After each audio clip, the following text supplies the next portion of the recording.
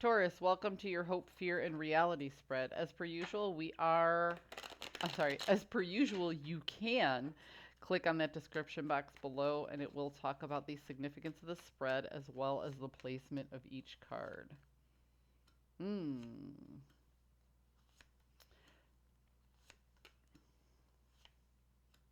Taurus, you're trying to push your way through something, like muscle your way through something, without actually going through the process. So, what I have here is this is the Three of Swords in the inverse. This is about getting over a very painful situation.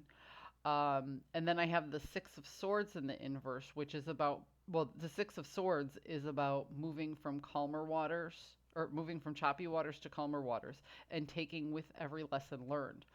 So, what I see here is you hoping to leave a painful situation without actually taking the time to see what lessons were learned and how not to wind up in that painful situation again. So, you're hoping to just bury it in the sand and walk away from it. Like you're thinking if you ignore the problem, then it'll just eventually go away. The fear is that the truths regarding this particular situation at some point will affect your resources. So the reason you want to hide these things away is because if everything comes up to the surface, then then you fear that it will affect your resources, meaning your health, your wealth, your networking, and or how you leverage your tribe. Anything that you can consider a material resource in the 3D plane, like it's tangible, it's movable. When I say 3D, I'm talking about the here and now. When I say 5D, I'm talking about the subconscious, like in your mind. But like your fear is that the truth behind this, the facts regarding this particular situation, have an actual effect on your resources, specifically health or wealth. The reality of the situation is that there's something inside you that you're planning. There's something there's something that you're recognizing within you and you're planning on bringing that out so you can bring it into fruition in the near future. So you're in the planning stages of being victorious over this situation. So I can look at this one of two ways.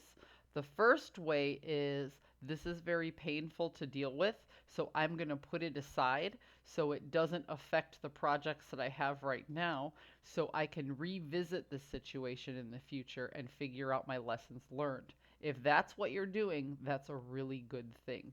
You're just taking the time to focus, you're reprioritizing. You're taking the time to focus on what's important right now so you can deal with that later when you need to so you don't wind up in the same situation again. The other story I get out of this hurts so bad, I'm going to bury it. I'm going to distract myself with something else, and that's what's going to give me success in the future. If that's what you're doing, I would warn you that never going back to revisit this means that you will repeat these same mistakes over and over. Okay? You if you want something you've never had, you have to be willing to do something you've never done. So if you keep moving forward without taking the time to learn the lesson, you'll just repeat that mistake again. It'll just become a habit. God, this Knight of Cups comes out all the time lately. These two cards wanted to pop out, so I just grabbed both of them. So there's a lot of truth to be offered up in a situation, and there's a lot of stakes to be tied to it. There's a big outcome regarding the truths that are offered up. It's almost like you have X amount of energy that you're willing to put into something, and you'll carry that forward. And you have X amount of truth that you're willing to share at this time because you fear a little bit of vulnerability, but you still want to show strength. And here's that vulnerability I was talking about.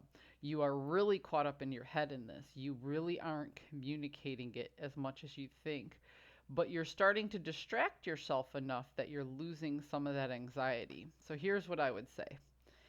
If you are temporarily distracting yourself in order to get your priorities in order to get your priorities reset so you can go back and visit this, then you're doing a good thing. If you are burying this hoping that it'll go away, I'm telling you, it's not going to go away. I always tell people be careful what you bury because it might be a seed. And the funny thing about those seeds is they always pop up at the most inconvenient times. You know, it's like it bubbles and festers inside you. And then one day you wind up with the same problem and it feels very familiar. And that seed or that little tree or that whatever grew inside you, now what could have been a small problem has doubled because you didn't deal with it in the past. So if this is the same situation you've been dealing with over and over and over, every time you deal with it, it'll be harder and harder and harder until you go back and revisit it and learn those lessons so you can move on.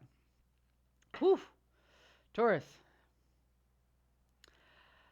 There's a lot of contemplation to be had here on how to prioritize your issues to ensure that you are, yes, you have forward movement, but B, you are actually making sure that you tie up all the loose ends of the past so they don't come back to bite you in the butt later.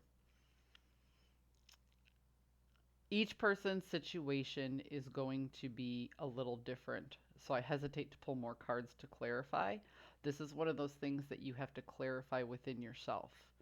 So, if you are planning and strategizing some sort of success in moving forward, I would say take the time to go back and tie up those loose ends. You may not be able to tie them all up this afternoon, this week, or this month, but put a bookmark in it. And when you find the time and energy, go back and process this heartache. You can't bury it and run. All right. I hope you found a message that serves your highest good, and I will see you next time.